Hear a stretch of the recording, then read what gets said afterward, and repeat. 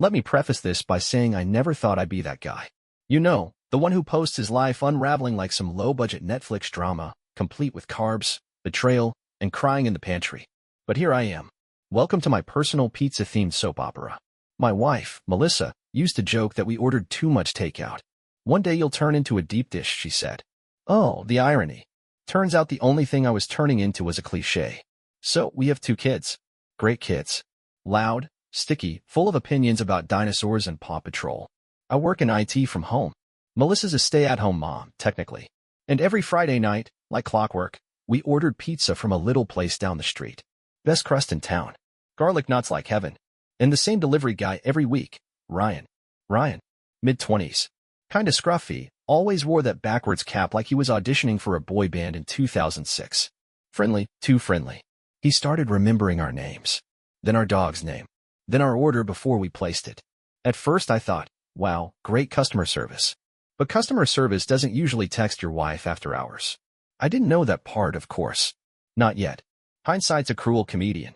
Things got odd. Melissa started ordering pizza even when I didn't ask for it. Tuesday afternoon? Pizza. Thursday lunch? Pizza. The kids were fussy, she said. I didn't feel like cooking. Okay, fair. I wasn't gonna argue with garlic knots. But then she started dressing up a little before the pizza came. Just a little. A fresh layer of lip gloss. A spritz of that perfume she used to wear on our date nights. I noticed. I just didn't say anything because, well, I didn't want to be that guy. Paranoid. Insecure. A walking Reddit thread. Weirdest part? She started tipping him in cash, even though we always tipped on the app. And she'd go outside to meet him at the curb when he pulled up. I was usually wrangling a toddler or cleaning crayon off the walls, so I didn't think too much of it. Until one day, I saw it. Her phone lit up with a message, "Can't wait to see you later." I didn't say anything right away. Instead, I tried this new thing I like to call pretending everything's fine while slowly losing my mind. I figured maybe it was a joke. Maybe they were just weirdly flirty friends. I know. Denial isn't just a river, it's a whole backyard pool when you're married with kids and clinging to the idea your wife isn't sneaking around with a guy who smells like marinara. That Friday, I decided to test a theory. I told Melissa I had to run an errand during dinner time. I didn't. I parked around the block and waited. Sure enough, 30 minutes later, Ryan's car rolled up. Not the usual beat-up Toyota he used for deliveries. No, this time it was a black Honda Civic. No pizza bag in sight. I watched Melissa come outside. She was wearing makeup. Full-on lashes, hair curled, spritzed with that same perfume I bought her for our anniversary and hadn't smelled since. She slid into the passenger seat like she'd done it 100 times. Ryan leaned over and kissed her. Yep, just like that. No hesitation. No second thoughts. Right there in our driveway, while my kids were inside watching Bluey and eating string cheese. Now I'd love to say I calmly walked over and had a dignified adult conversation. But instead, I kind of short-circuited. I pulled up next to them and knocked on the window. Ryan jumped like I'd zapped him with a cattle prod. Melissa, on the other hand, just looked annoyed. Like I was the one interrupting her Friday night plans. What are you doing? I asked. Not yelling. Not angry. Just tired. Melissa scoffed. Oh my God, are you serious right now? She said, rolling her eyes. It's not what it looks like. Really? I said. Because it looks like you're cheating on me with the guy who brings us pepperoni on Fridays. She huffed. Why are you even here? I thought you had errands. You thought wrong, I said. Just like I did when I married you. Ryan, to his credit, didn't say a word. Just stared at the steering wheel like he was trying to become one with it. Melissa, meanwhile, went full meltdown. You're so dramatic, she shouted, arms flailing like a malfunctioning air dancer. Maybe if you actually paid attention to me instead of your stupid job, I wouldn't need to go elsewhere. I nodded. So this is my fault. Classic. She slammed the door and stormed into the house, yelling something about how I always make everything about me. Ryan peeled out of the driveway so fast I think he left his dignity in my hydrangeas. I stood there for a moment, just breathing. Then I walked inside, put the kids to bed, and opened the drawer where we kept the important papers. The next morning, I called a lawyer. The morning after the car incident, I woke up early, made pancakes for the kids, and called a lawyer named Craig, recommended by a friend who went through something similar, except in his case it was a personal trainer and a yoga retreat in Sedona. Long story. Craig's voice was calm, efficient, and oddly comforting. Infidelity? Kids involved? She's not hiding it? We can work with that. The man sounded like he was ordering a sandwich, not preparing to dismantle someone's life. Now here's the kicker. Melissa had no idea I'd seen a lawyer. She just went back to acting like everything was fine. Like our marriage was just a slightly cracked windshield, not a flaming dumpster behind a Pizza Hut. She tried a small talk over lunch. Did you see that new show on Netflix? Yeah. It's called My Wife is in Denial and the Pizza Guy's an Idiot. Instead of arguing, I played it cool. Very cool. The kind of cool that makes someone deeply suspicious. She asked, "Why are you being so quiet?" I smiled. Just thinking. She narrowed her eyes. About what?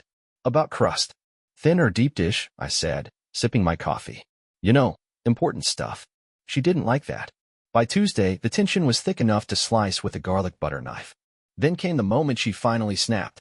I came home from work and found her in the kitchen, arms crossed, foot tapping. "What's your problem lately?" she demanded. I set down my laptop bag. "Problem? You've been weird. Distant. Cold." I nodded thoughtfully. "You mean like a husband who found out his wife was making out with a pizza guy in the driveway?" Her eyes widened for a second, then rolled back into their signature dismissive rotation. "Oh my God, are we still on that?" "That," I said, chuckling. "That was 2 days ago. You're being paranoid. We were just talking." Uh-huh. Mouth first, apparently. She went from smug to hysterical in 3.2 seconds. "You don't understand. Ryan listens to me. He asks me how I feel. When's the last time you did that?" I thought about it. "Probably right before you told me we needed more garlic knots." She threw a dish towel at me. "You always twist things. You're controlling. You're emotionally unavailable. You're gaslighting me." The classic meltdown cocktail: projection, accusation, and a sprinkle of buzzwords from TikTok. I took a breath and said the quiet part out loud. "I filed for divorce yesterday." She froze. "You what?" "Filed. Custody. Financial protection. The whole 9 yards." And then, boom. Instant waterworks. Tears. Wailing. A performance so dramatic the dog went to hide in the laundry room. "You can't do this." I was going to break it off with him. "Sure," I said, grabbing the remote. "Just after one more joyride in the Civic?" She stormed off upstairs, slamming the door so hard a picture frame fell off the hallway wall. The kids peeked out from the playroom, and I smiled at them as best I could. "It's okay, guys. Daddy's just handling some grown-up stuff." And I was. For the first time in a long time. So, after I told Melissa I filed for divorce, she spent a whole day stomping around the house like a reality TV villain who just found out there's no rose ceremony. Then came the real twist. She tried to weaponize the kids. Classic playbook. When the charm doesn't work, threaten custody. She cornered me in the hallway the next morning, eyes red from crying or acting, and goes, "You're not getting full custody, if that's what you're thinking. No judge is going to take my kids away." I calmly put down my coffee. "Melissa, I'm not trying to take the kids away from you. I'm trying to protect them from this circus you created." That's when she flipped the switch. "Oh please," she snapped.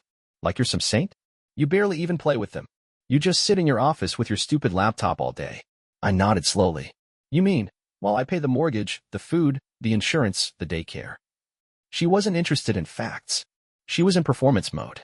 That night, I get a call from my lawyer, Craig. The guy's basically a courtroom ninja in khakis. He says Melissa's lawyer submitted a preliminary custody request. Want to guess what it said?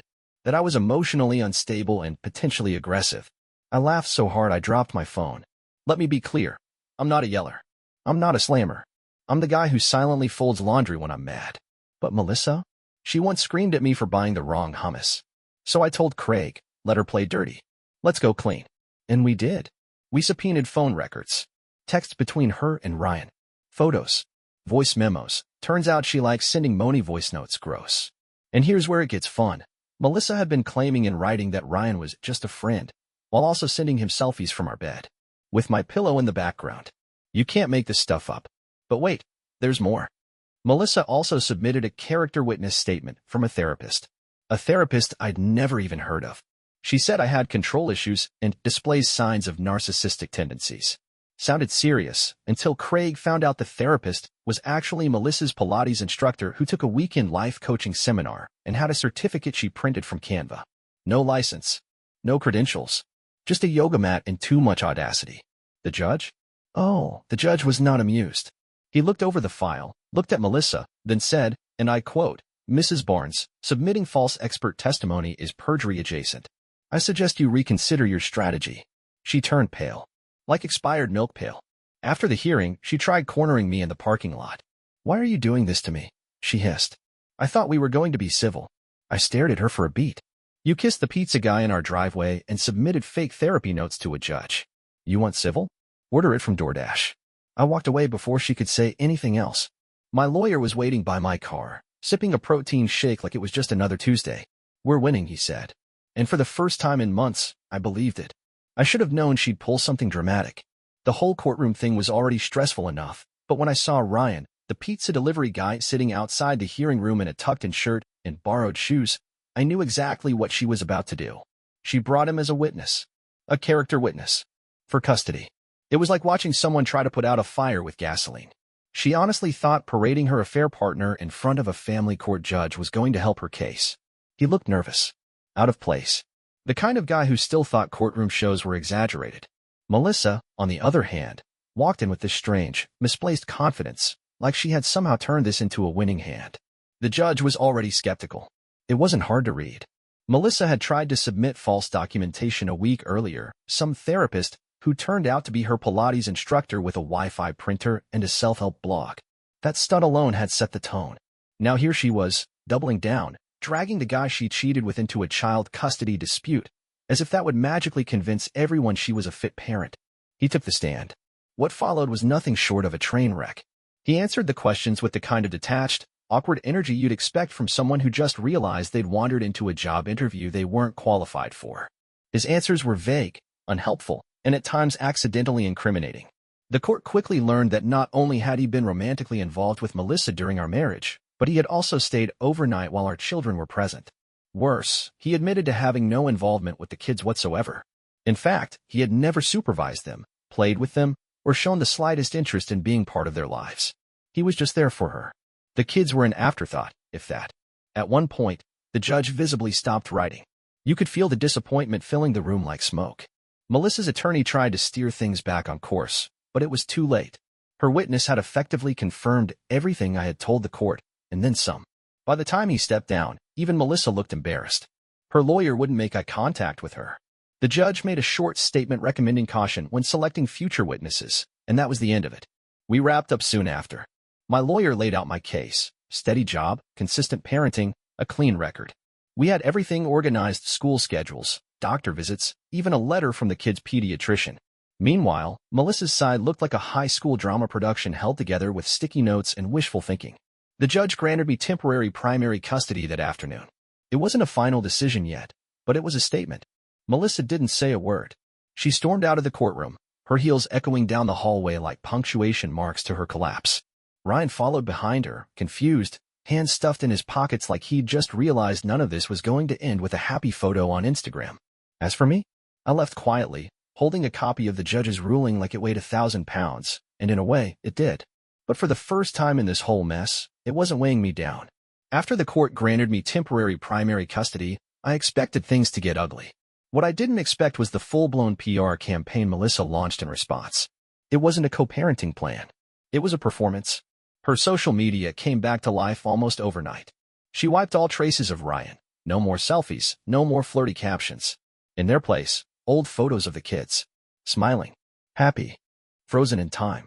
Most of them were pictures I had taken, holidays, park outings, birthday mornings. Now they were framed with pastel filters and dramatic quotes about motherhood and resilience. To the outside world, it probably looked like she was trying. But I knew better. There was no substance behind the rebrand, just a lot of carefully timed nostalgia and self-pity. She began posting vague statements about parental alienation and fighting for her babies, all while skipping mediation calls and failing to respond to the court's request for updated documentation. Her priorities were crystal clear: look good, sound good, say just enough to keep the sympathy flowing. She started showing up uninvited to the school, once with a bag of snacks, once to volunteer. But the administration had already been briefed on the custody arrangement. Each time, she was politely turned away. No scenes, thankfully. Just awkward silence and a long walk back to her car. The kids didn't understand what was going on. They missed her, of course. And she played to that. She called constantly. Sometimes she'd cry on the phone. Other times, she'd try to guilt them. "I'm just so lonely without you," she once told our youngest, who later asked me if it was his fault Mommy was sad. That's the part that cut deepest. She wasn't trying to rebuild anything real, just control the story. To paint herself as the victim, the hero, the mother fighting against injustice, when in reality she had walked out, cheated, lied, and only hit the brakes when the consequences showed up in court. The cracks started to show when Ryan quietly disappeared from the picture. No big announcement. Just gone. People noticed. The same people who liked and commented on her posts now started to ask questions she wasn't answering. By the time we met with the custody evaluator, Melissa looked drained. Not just physically, but performatively. Like the act was wearing thin, and she hadn't rehearsed the next scene. Meanwhile, I kept doing what I always did. Kept the kids on schedule, stayed out of the drama, documented everything, and showed up. Day after day. No filters. No captions. Just quiet stability. Melissa thought she could win them back with attention. But the court was watching more than just what she posted. They were watching what she did. And what she did was unravel. A few weeks after the last hearing, the court assigned a custody evaluator to assess both homes. Standard procedure in contested custody cases. They wanted to determine what arrangement would be in the best interest of the kids, and unlike social media followers, these evaluators don't care about hashtags or aesthetic lighting. I was notified in advance, of course. They gave me a range of dates, and I told them they could drop in anytime. My place wasn't a showroom. It was lived in, sometimes messy, but consistent. The fridge was full. The laundry was folded. The kids had a schedule. And when the evaluator showed up one Thursday afternoon, that's exactly what they saw. Normalcy. Not a performance, just the life we had. Melissa, on the other hand, didn't get the memo about authenticity. Word got back to me from a mutual acquaintance, someone in her apartment building, that the day of her evaluation visit, she went into overdrive. Cleaners came in the night before. A friend showed up that morning with grocery bags full of organic snacks, board games still in plastic, and a brand new stack of parenting books carefully arranged on the coffee table. She tried to stage a picture-perfect home in under 24 hours. When the evaluator visited her place, it looked great. At first, everything spotless, Pinterest perfect. She wore a soft sweater, lit a candle, put on light background music. The kids weren't there that day, she didn't have them, but she told the evaluator she was just getting ready for their return. She pointed out the bunk beds, the toy shelf, the alphabet magnets arranged just so on the fridge. But the thing about custody evaluators is, they look deeper. They ask about routines, medical appointments, school communication. They check with teachers, doctors, daycare staff. They review attendance records, interview the children privately, and look for inconsistencies. Melissa had polished the surface, but under it, the cracks were loud. She couldn't explain the gaps in her calendar. Couldn't list the kids' current teachers or the name of their pediatrician. She'd missed multiple court-requested calls. The bunk beds were made, sure, but there were no signs of recent use, no scuffed floors, no laundry in the hamper, no toothbrushes that had actually been opened. Meanwhile, over at my place, the evaluator saw bedtime routines, school projects taped to the walls, and two kids who knew where everything was without having to ask. She asked them questions. Nothing invasive, just enough to get a sense of how they felt, what their day-to-day was like. They didn't say anything bad about their mom. I wouldn't have wanted them to. But they talked about how Daddy made their lunches, how he always picked them up on time, how movie nights happened every Saturday, how they liked having the same pajamas at both houses, but Mommy's house was sometimes too quiet. Quiet. That word stuck with me. A week later, the evaluator's preliminary report landed. Nothing final yet, but the tone was clear. She described my home as structured, nurturing, and consistent. Melissa's as visually prepared but lacking demonstrated follow-through. Melissa tried to dress up a hollow space and pass it off as a life. But kids know. Evaluators know. Even the court knows. You can't fake a home. And the more she tried to, the more obvious it became she wasn't building one. Just decorating a story she wanted people to believe. At this point in the process, Melissa had two choices: reflect and adapt, or double down and implode. No surprise, she chose the latter. About a week after the custody evaluator's preliminary report, Melissa filed a formal complaint against her. Not privately, not through her lawyer. She sent an emotional, rambling email directly to the court coordinator and the evaluator's office. CC'd half the system. It read like a bad Yelp review written at 2 a.m. after a breakup. She claimed the evaluator was biased, hostile, and manipulated the children during interviews. She accused her of ignoring obvious maternal strengths and being more impressed with decor than maternal energy. Whatever that means. It wasn't just desperate, it was messy. What she didn't seem to realize is that custody evaluators document everything. Notes, transcripts, observations. Everything she had said, everything she hadn't done, every missed call or half-truth. It was all already in the file. And that email? That instantly became part of the case too. The evaluator responded professionally. She didn't bite, just calmly attached her logs, including copies of Melissa's no-shows, her inconsistent answers, and the fact that she had requested rescheduling 3 times for non-emergencies. She also pointed out that Melissa had attempted to have her own therapist, again, not court-approved, sit in on the initial meeting, which is against protocol. The court saw the complaint for what it was, retaliation. Worse, it made Melissa look uncooperative and unstable. Judges don't like it when people lash out at neutral parties, especially not professionals who are literally hired to protect the kids' interests. That same week, her lawyer, who had been noticeably quieter since Ryan's courtroom fumble, filed a motion to withdraw from the case. Official reason: irreconcilable breakdown in communication. Translation: Melissa stopped listening and started treating court like it was a reality show she could rewrite mid-season. She scrambled to find a new attorney. That took time. And while she was trying to clean up that fire, another one popped up. The school reached out. Apparently, she'd been emailing teachers asking for favorable statements to submit to the court, things like how warm she was when she picked up the kids or how she once helped with a field trip. She even sent one teacher a pre-written paragraph to sign. They didn't. Instead, they forwarded everything straight to the administration. Again, added to the case file. Meanwhile, I stayed quiet. No theatrics. Just kept the kids on their schedule, showed up, and waited. The court noticed. The evaluator noticed. The kids were thriving in stability, and that was becoming harder and harder for Melissa to ignore or discredit. Her story was unraveling, not because of anything I said, but because of what she kept doing. It started with an email. Friendly tone. Barely veiled desperation. Melissa reached out a few days before a long weekend. One of those rare holidays where the parenting agreement clearly outlined that the kids were scheduled to be with me. But her message made it sound innocent enough. She said she had a special family event and was hoping I'd be flexible and open to co-parenting in good faith. There were phrases like, the kids deserve memories with both parents, and just this once.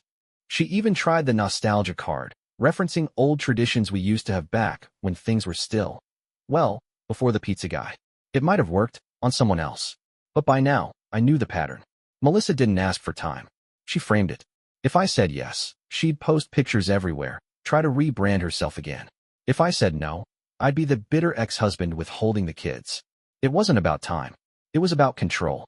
I didn't respond right away. I ran it past my lawyer. He advised I stick to the parenting plan unless we had it amended in writing. So that's what I did.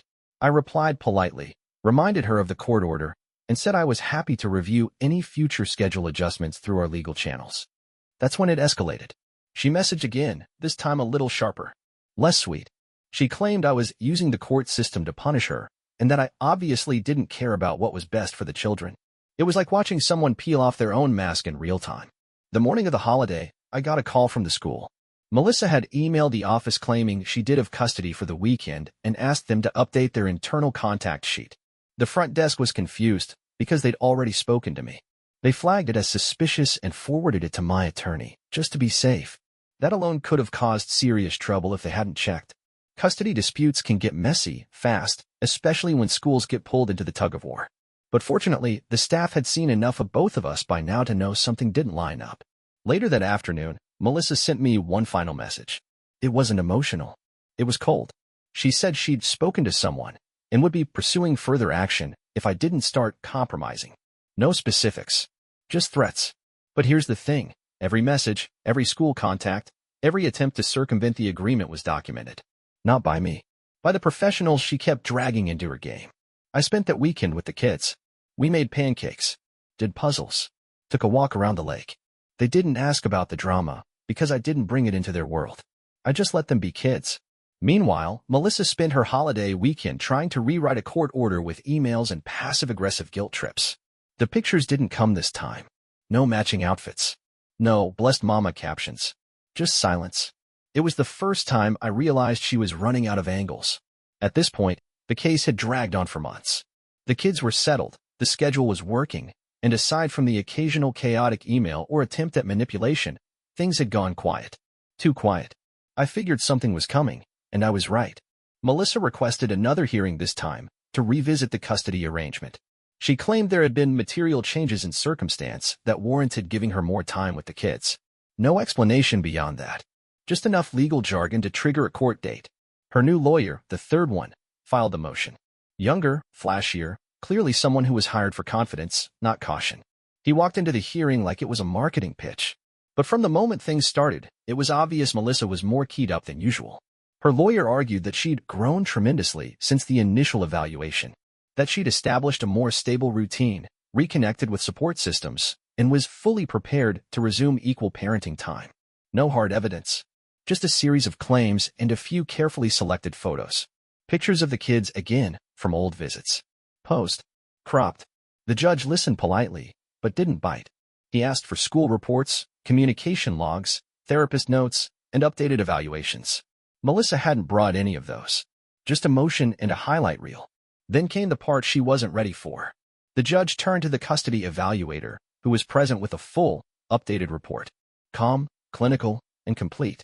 She detailed my consistency, the children's positive adjustment, and Melissa's repeated attempts to alter the custody agreement outside official channels. The school emails. The complaint she filed against the evaluator. The pattern of behavior that painted a very different picture than the one on her Instagram. Melissa sat stiff in her chair as it all unfolded. Her lawyer tried to redirect, asked about fairness, about second chances, but by then the judge was done with rhetoric. He wanted accountability. When Melissa was asked directly to explain the material changes she referenced, she snapped. Not loud. Not violent. Just the sharp, brittle unraveling that came out like a dam giving way. She accused the system of being rigged, claimed everyone was against her, said she was being punished for being emotional, for being a mother who cared too much. She talked over her lawyer, over the judge, her voice rising, her reasoning spiraling. The courtroom went quiet. She realized too late what she was doing, what she'd just done. Her lawyer leaned over, whispered something, tried to pull her back into composure, but the damage was already done. The judge paused.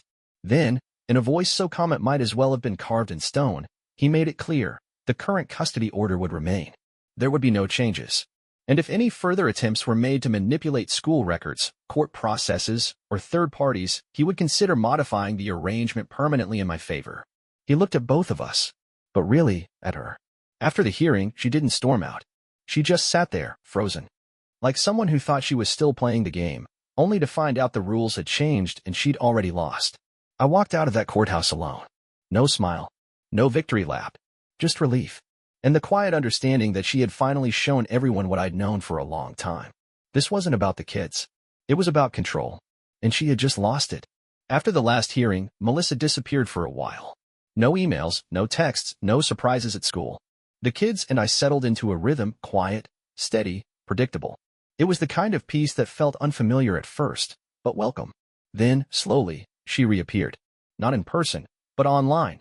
She started posting again, quotes about growth, healing, and motherhood. At first, it seemed like she was trying to move forward. But with time, her post shifted into something more like a narrative. She began describing the custody situation through her own lens, carefully worded, never naming names, but clearly framing herself as the one left behind. There were no outright lies, just omissions. The story wasn't untrue, it was incomplete. A few days later, a letter showed up in the mail. 300 pages. Thoughtful, emotional, and clearly rehearsed. She wrote about feeling powerless, about missing the kids, about how hard it is to be judged in a system that doesn't always understand mothers like her. There were no accusations. But there wasn't an apology either. I didn't respond. I just folded it up and saved it. Not out of bitterness, but because maybe one day the kids will want to understand this part of their story too. And when that day comes, I want them to know. I stayed steady. I didn't rewrite the truth. I lived it. In the weeks after the hearing, things slowed down. Not just between Melissa and me, but in my own mind, too. The constant weight I'd been carrying, the fear of what might happen next, began to ease. The kids were thriving in routine, and there were no more surprises at school, no sudden messages trying to shift the story. Melissa stayed quiet. No court filings. No dramatic posts. Just space. And while part of me stayed cautious, another part hoped that maybe, for the first time, we were both starting to accept reality. The final custody review came quietly. No dramatic twists, no new arguments. Just paperwork, interviews, and a summary of what had already played out. A long stretch of consistency, a stable environment, and 2 kids who were finally sleeping through the night without stress in their little bodies. The judge made the arrangement permanent. I was granted full physical custody, with regular visits for Melissa under a structured schedule. No punishment. Just a plan that focused on the kids and what had proven to be best for them. Melissa didn't push back. She seemed tired, maybe relieved in some small way to have the fight behind her. When I left the courthouse that day, there was no celebration. Just a quiet walk to the car and a deep breath I didn't realize I'd been holding. Once the court finalized the custody order, life didn't suddenly get easier, it just got quieter. There were no more hearings to prepare for, no sudden emails to brace myself against. The kids adjusted quickly, as kids often do when given structure and safety. Their laughter returned in full, not forced, not nervous. Just normal. But for me, the stillness felt strange. For so long, I've been moving through chaos, one foot in front of the other, staying steady because I had to. When it all stopped, I realized how much of myself I'd put on pause. I was exhausted, even in peace. Not just from the court process, but from years of carrying a relationship that had quietly unraveled long before it exploded. Melissa stayed distant.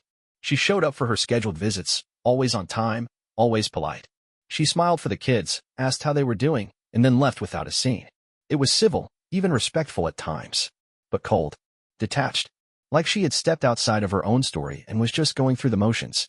I didn't feel triumphant, just tired. Sometimes I wondered if this is how all of it ends, not with one final argument or breakdown, but with two people quietly giving up on trying to fix what neither one truly wanted to save. And maybe that's okay.